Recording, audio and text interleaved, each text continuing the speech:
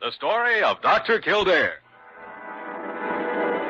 Whatsoever house I enter, there will I go for the benefit of the sick.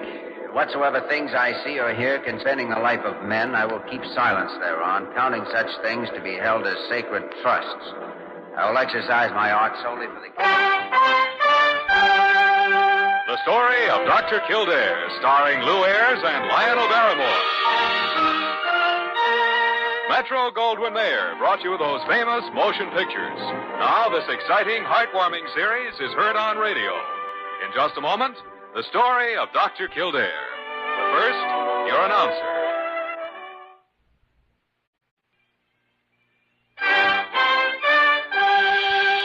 Now, the story of Dr. Kildare, starring Ayres as Dr. Kildare and Lionel Barrymore as Dr. Gillespie.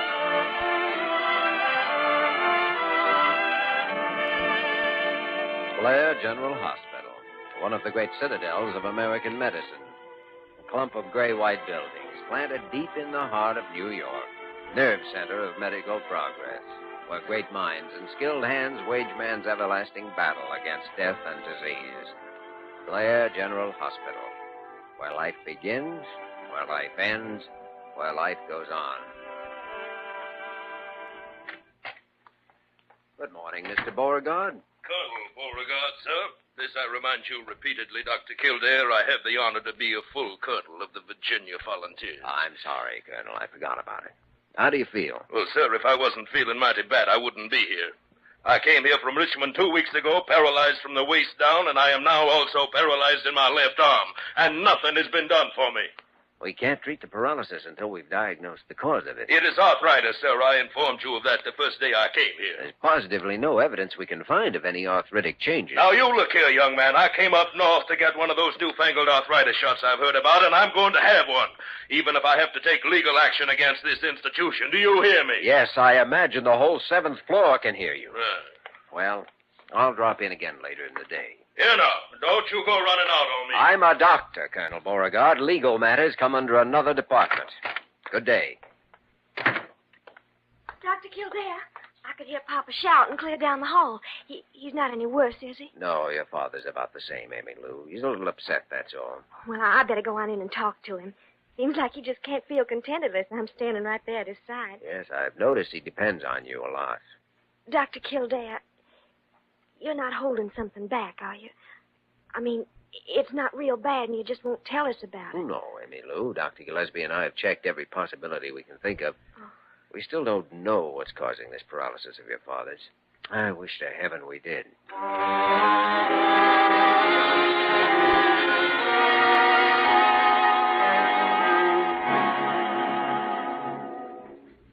Jimmy, you can go through those books until you're blue in the face, but you are not going to find any rare disease that explains this Beauregard case. I wasn't looking for a disease, Dr. Gillespie. I was, thinking more of a syndrome. Syndrome, huh? A group of concurrent related symptoms without a known cause. You're reaching for straws. Maybe. What's your idea?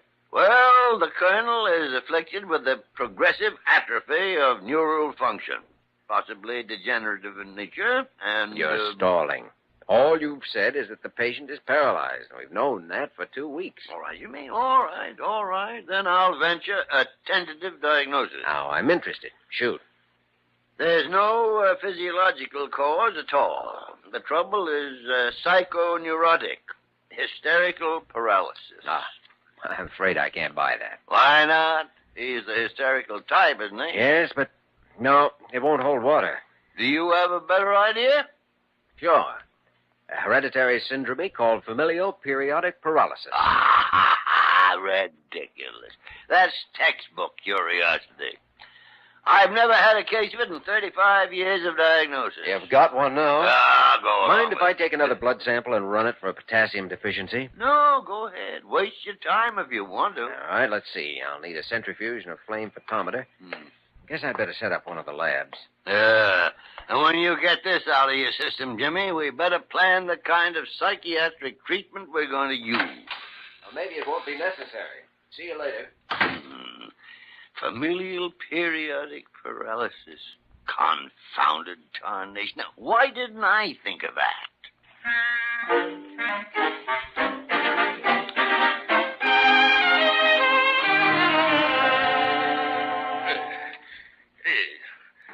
Dr. Kildare, since I came up to this northern hospital, I've been punctured by needles in 47 different places. Another week and I won't even have any blood left. Easy now, Colonel. There we are. Well, that's a full quart, sir. You've drawn out a full quart there. Oh, it's only 20 cc's, and this may be the last sample we'll have to take. Well, it's the last one you're going to get, sir. Of course, if this doesn't separate properly, I'll have to run a second specimen. I won't hear of it, sir. We Boregards have always stood ready to shed our last drop of blood for the honor of the South, sir. But I must say my feelings toward Blair Hospital are not quite so generous. Dr. Kildare, no more blood, sir.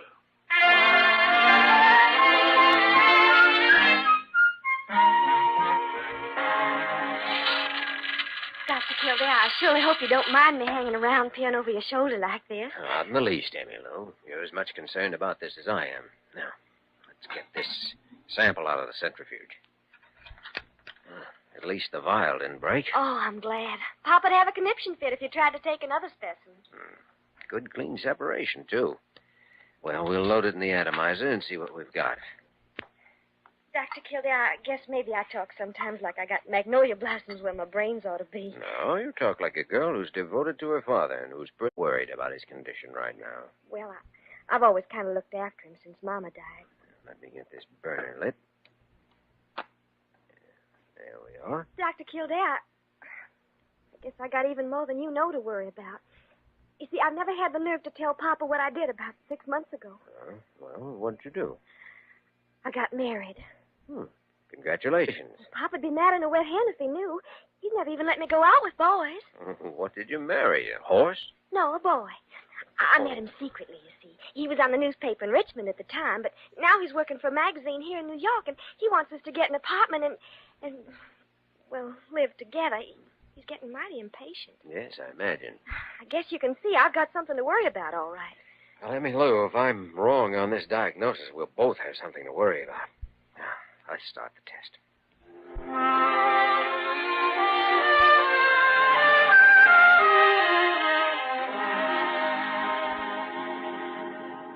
All right, Jimmy. All right. But the only thing certain from these results is the fact the patient has a potassium deficiency. And that can happen from other causes. Name one, Dr. Gillespie.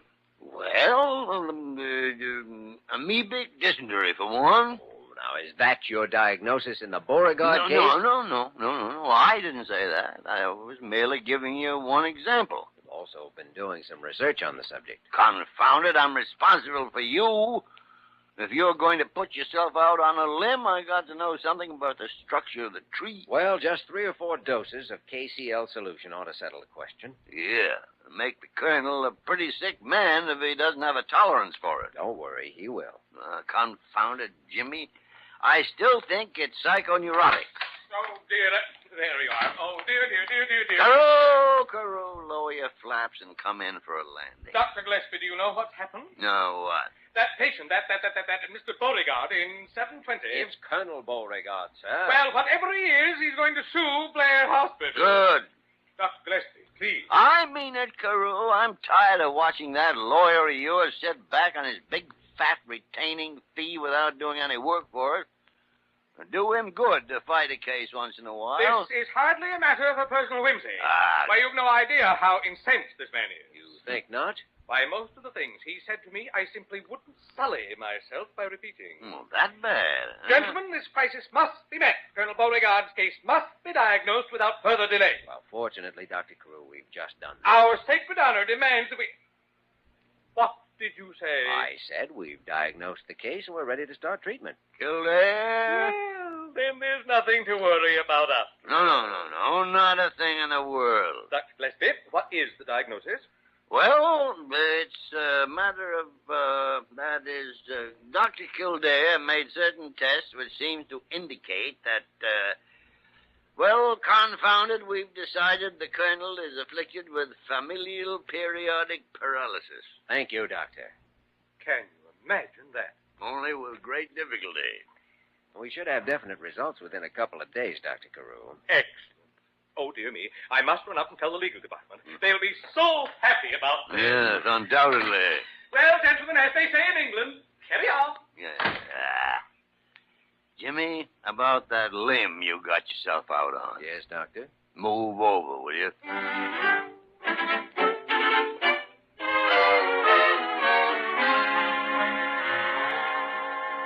It's nothing but salt water, Dr. Kildare. You've had me drinking that concoction for 2 days now, and I'll not imbibe any more of it.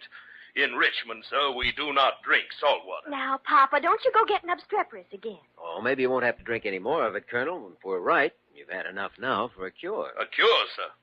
Well, may I point out to you, sir, that I am still flat on my back in this bed, paralyzed? How do you know whether you're paralyzed until you try to get up and walk? Dr. Gillespie, I'll not stand for any bullying, sir. Oh, fiddle faddle. Lammy Lou, throw those bedclothes back out of the way. Yes, sir. Here. Better put this robe around you, Colonel. It'll be a bad time to catch cold. You're merely wasting your time. Salt water. Now, go ahead. See if you can bend your knees and draw your feet up. Well, of course I can. But I needs an arthritis shot. Oh, please try, Papa. You just gotta try. Maybe, Lou, I am trying, but Look, they're moving, Papa. You're moving your legs. By the great horn spoon. Familial periodic, Doctor? Now So let's try standing up, Colonel. Well, I doubt if I can, sir. I can barely move them. I still think an arthritis shot is what I... Feet on the floor. That's it. Now, hold on to my arm. Try to stand. Easy now. Well, I don't think I can... Oh, Papa, Well, by Jefferson Davis. you're standing up. Colonel, a few days massage of those muscles and you'll be as good as new. Well, I'd never have believed it, sir. And from salt water. Oh, Papa, I'm so happy, and it's all so wonderful. Sure. Don't carry on, Emmy Lou. Oh, but it is. You're going to be all right, and I'm so happy. And now I can leave home and go live with Richard. What did you say, Emmy Lou? I'm married. I've been married for 6 months, and I've been scared to tell you about it. Emmy Lou? His name's Richard, and he's wonderful. And we're going to live right here in New York, and you can come see us every... Papa! catch him, Jimmy. Easy now, Colonel. There. My legs. My legs, sir. I can't move them. Oh, it's all right. Here, let's get back into bed. There you are. They're paralyzed, sir. Just like they were before. Oh, Papa. Emmy Lou, we'll be outside. Well, it looks as if that's that. Familial, huh, Jimmy? All right, Dr. Gillespie. The limb broke. I'll come down to your office in a half hour. Guess we'd better plan some kind of psychiatric treatment.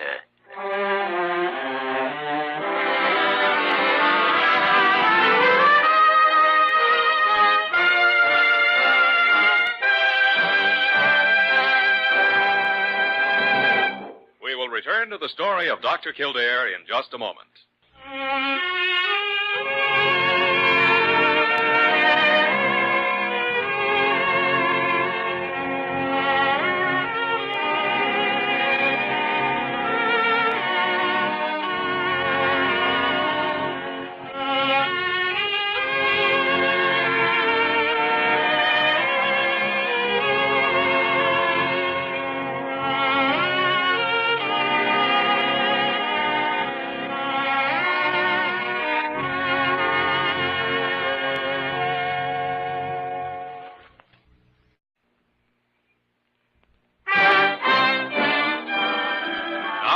Continue with the story of Dr. Kildare, starring Ayres as Dr. Kildare and Lionel Barrymore as Dr. Gillespie.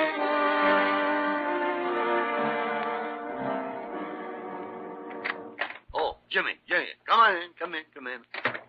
How's the colonel? Oh, he's all right, Dr. Gillespie. Emmy Lou's staying with him. Well, what do we do now? Do? Why, we just put all our faith in potassium salt solution. Can't possibly go wrong. No. I just ran a photometer test. The concentration of potassium in his blood is essentially normal now. And yet the patient is still paralyzed. Amazing, Dr. Kildare. All right, but it was the right answer. He was cured. Trouble now is an entirely different cause. And might I inquire as to the nature of that cause? Yeah. Psychoneurotic. Hysterical paralysis, to quote an old medical friend of mine. Colonel Beauregard is an abnormally possessive father. Knowledge that his daughter was married and was planning to leave him was quite a shock. Though his mind fastened on one sure way of holding her. A way in which he was already conditioned. Paralysis. Well, that's quite a coincidence, though, Jimmy. Patient paralyzed twice in the same day from two different causes. Now, you're just trying to start an argument. Oh. That's the only logical explanation of his trouble, and you know it as well as I do. Yeah, sure, but still it's a coincidence. We'll have a hard time convincing anybody else of it. Yeah, especially Carew. Ah, that nincompoop. He's got a chronic paralysis himself from the neck up. It's too bad. Just when he had the legal department all quieted down. Pardon me. What is it, Parker? Well, Dr. Carew is out here. Shall I? Yes. Send him in. Confound it, Jimmy. I got to learn to stop speaking of the devil. Now. What's all this about the devil? We've just decided Colonel Beauregard's possessed of a devil. Really? Is there anything to be... Oh, you're twitting me. Besides, the little bird told me that you had the colonel up and walking. What a precocious little bird. In fact, I'm just on my way now to see the miracle for myself, as you might put it. Yes, well, why don't you put it that way? And I'm going to remind the colonel, in a subtle way, of course, about those nasty accusations he made. Excellent. Maybe you better hurry up. He might decide to go for a stroll, you know. Oh, dear, that's right. I'll go right on up there. Well, as they say in... Yeah, just carry on. Quite.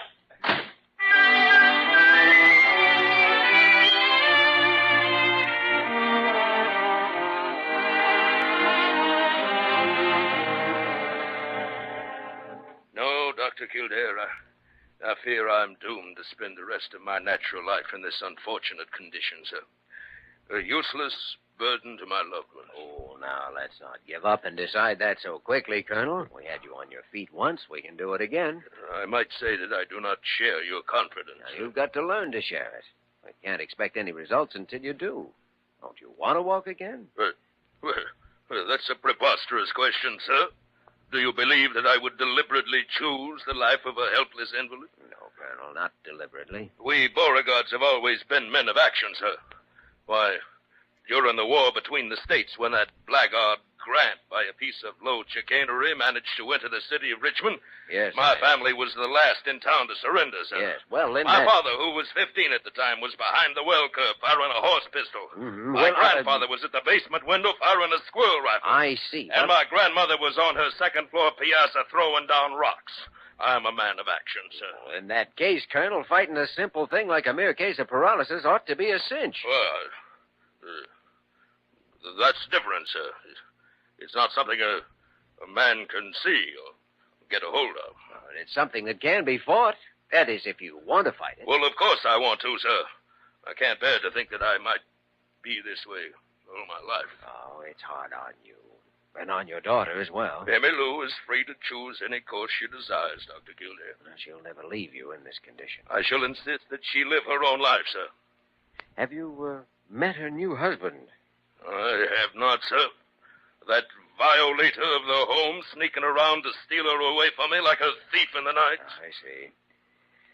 Well, Colonel, the problem seems to be fairly clear-cut, but the treatment depends entirely on you. I can't do a thing until you decide to cooperate. That is, to fight.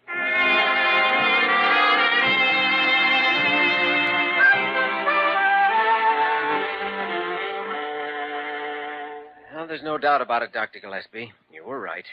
Some of those statements he made are pretty indicative. Yeah. It's a psychoneurotic mechanism, nothing else. Any chance he might be faking it, Jimmy? No, it's legitimate, all right. Hmm? He is right at the edge of his consciousness, though. He can almost sense the reason. That's why he's so ready to give up now and accept it. Huh. That avoids any chance of a cure. Paralysis in preference to losing his daughter. Yeah.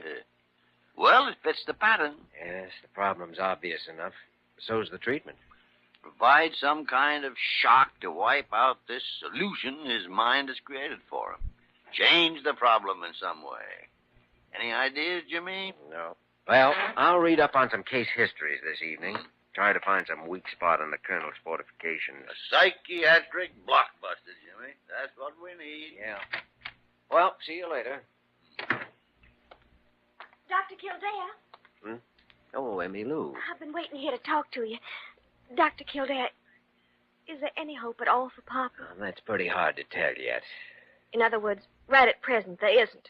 I suppose that's one way of looking at it. What am I going to do? I love Richard and I want to be with him. But I love Papa, too, and that's not all, Dr. Kildare.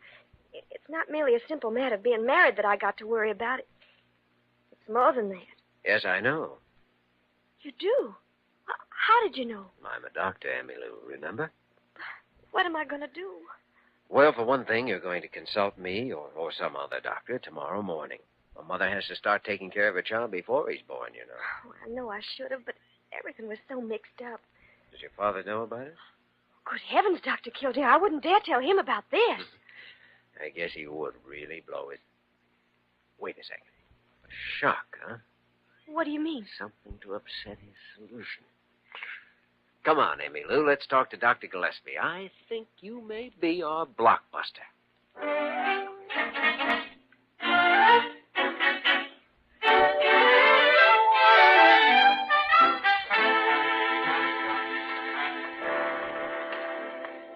Here we are. Go ahead, Dr. Gillespie. Thank you. Good morning, Colonel Beauregard. Emmy Lou. Good morning, Dr. Gillespie. Well, 2 doctors and a nurse, and all at the same time. Now, with the risk of appearing uncooperative, I might inform you all that I am not getting ready to die. Oh, of course you're not, Colonel, but we thought you might want someone with you at a time like this. Huh? At a time like what, sir? Why, Emmy Lou, haven't you told him yet? I was scared to, Dr. Kildare. I was waiting till you all got here. Waiting for what, if I may inquire? Well, I guess you'd better tell him, Emmy Lou. Richard's probably downstairs in the lounge now. Yes, Well, speak up, daughter. What are you trying to say? Papa, I'm going to leave you. I'm going away with Richard, with my husband. Emmy Lou. I've talked it all over with Dr. Gillespie and Dr. Kildare, and they think I'm doing the right thing. I'm betrayed. Stabbed in the back. No, Papa, they're right. I'm awful sorry we'll never see each other again, but after all, I'm a married woman now, and my first duty is to my husband. And even more important, to my child. But to you what? To my unborn child. I'm going to be a grandfather? No, I'm going to be a mother. Well, goodbye, Papa. Here now, you come back here. I'm sorry you'll never see the baby. Emmy Lou. Goodbye, Papa. Forever. Emmy Lou. Well, stop her, somebody. Don't let her get away. Now, take it easy, Colonel. She's made her choice. Well, I've got to stop her, sir. The phone. Colonel, I had the phone disconnected. A Yankee conspiracy, sir. A foul plot. I guess there's only one chance of ever seeing her again and straightening things out. That's to catch her before she leaves the lounge downstairs. But that's out of the question now, since you can't walk. So you're beaten, Colonel. Sir, a Beauregard is never beaten, sir.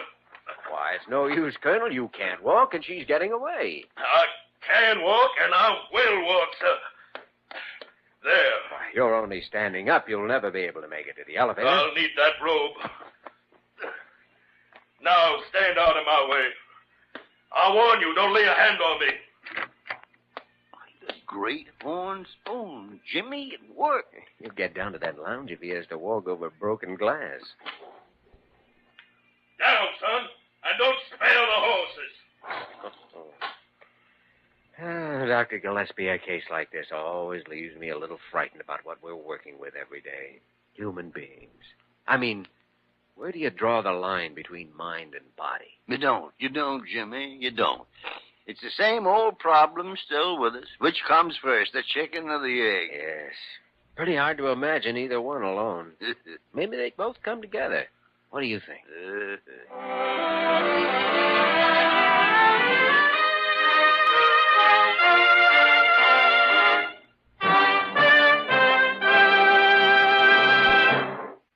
In just a moment, we will return to the story of Dr. Kildare.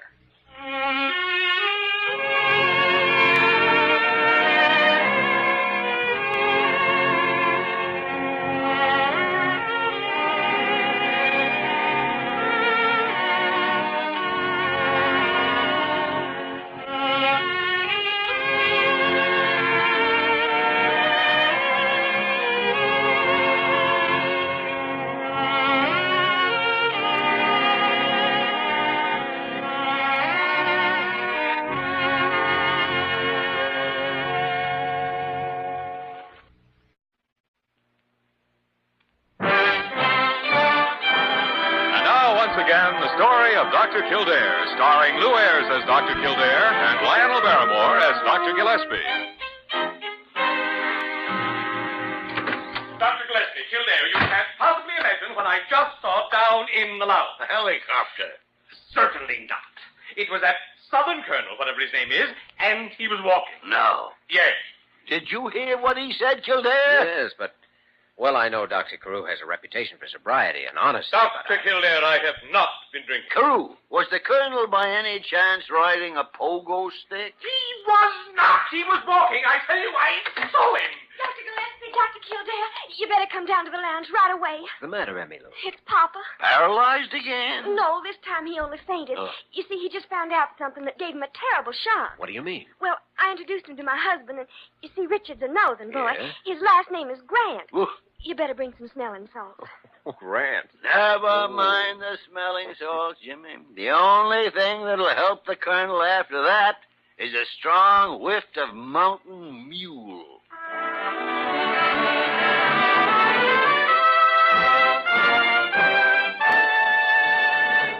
You have just heard the story of Dr. Kildare, starring Lou Ayres and Lionel Barrymore. This program was written by Les Crutchfield and directed by William P. Russo. Original music was composed and conducted by Walter Schumann.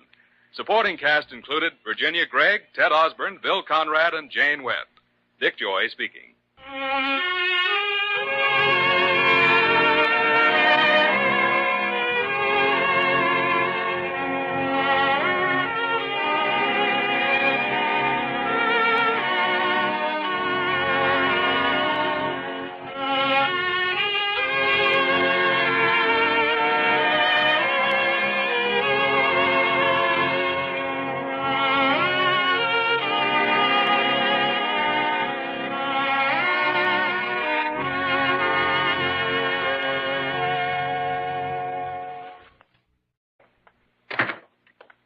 Dr. Kildare, I could hear Papa shouting clear down the hall. He's not any worse, is he? No, your father's about the same, Emmylou. He's a little upset, that's all. Well, I better go on in and talk to him.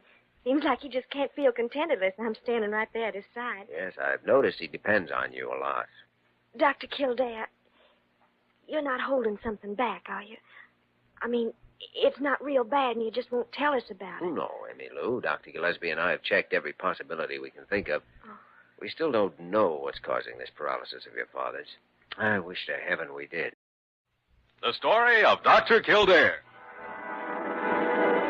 Whatsoever house I enter, there will I go for the benefit of the sick. And whatsoever things I see or hear concerning the life of men, I will keep silence thereon, counting such things to be held as sacred trusts. I will exercise my art solely for the... The story of Dr. Kildare, starring Lou Ayres and Lionel Barrymore. Metro Goldwyn Mayer brought you those famous motion pictures. Now, this exciting, heartwarming series is heard on radio. Paralyzed in my left arm, and nothing has been done for me. We can't treat the paralysis until we've diagnosed the cause of it. It is arthritis, sir. I informed you of that the first day I came here. There's positively no evidence we can find of any arthritic changes. Now, you look here, young man. I came up north to get one of those newfangled arthritis shots I've heard about, and I'm going to have one, even if I have to take legal action against this institution. Do you hear me? Yes, I imagine the whole 7th floor can hear you. Right. Well, I'll drop in again later in the day. Here now, don't you go running out on me. I'm a doctor, Colonel Beauregard. Legal matters come under another department. Good day. Where great minds and skilled hands wage man's everlasting battle against death and disease. Blair General Hospital. Where life begins, where life ends, where life goes on. Good morning, Mr. Beauregard. Colonel Beauregard, sir. This I remind you repeatedly, Dr. Kildare. I have the honor to be a full colonel of the Virginia Volunteers. I'm sorry, Colonel. I forgot about it. How do you feel? Well, sir, if I wasn't feeling mighty bad, I wouldn't be here. I came here from Richmond 2 weeks ago, paralyzed from the waist down, and I am now also... In just a moment, the story of Dr. Kildare. But first, your announcer.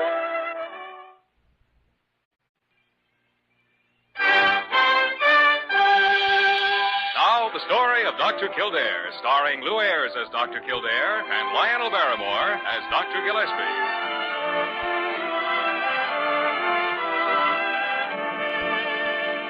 Blair General Hospital, one of the great citadels of American medicine. A clump of gray-white buildings planted deep in the heart of New York, nerve center of medical progress.